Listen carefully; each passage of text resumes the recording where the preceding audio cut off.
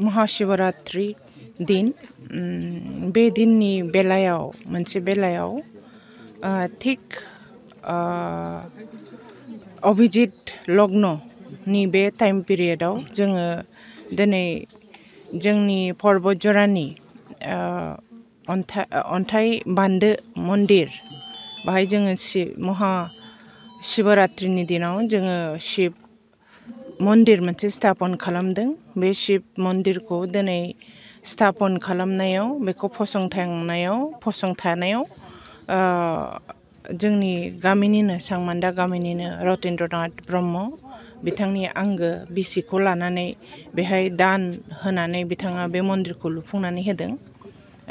जों उन्दैनिफ्रायनो बे ओनसोलजों जड़ित आरो दिनै बिथांनि आखाइजों दिनै बे मन्दिरखौ लुफुंनानै होनायाव जोबोद गोजोननाय मोन्दों। बे ओनसोलखौ लानानै जोंहा जे बिश्वास शिव बाबानि सायाव जोंहा जे बिश्वास आरो आस्था बे बिश्वास आरो आस्थाखौ लोब्बा लाखिग्रा साफ्रोमबो सुबुंनि थाखाय बे फसंथाया जोबोद गोनांथिमोन आरो जोबोद मोजां मोनसे उननि दिनाव जोंनि शिब बाबा सिबियारि साफ्रोमबो सुबुंफोरनि थाखाय जोबोद मेहेरगोनां मोनसे मन्दिर जागोन होननानै आं मिजिंथिबाय।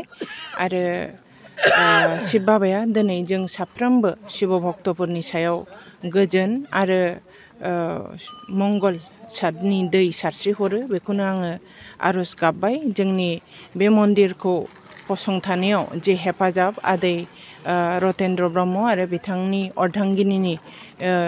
अर्धांगिनिसिमनिबो बहुद साबायखर बावनाय थाबाय आरो गोजोननाय थाबाय।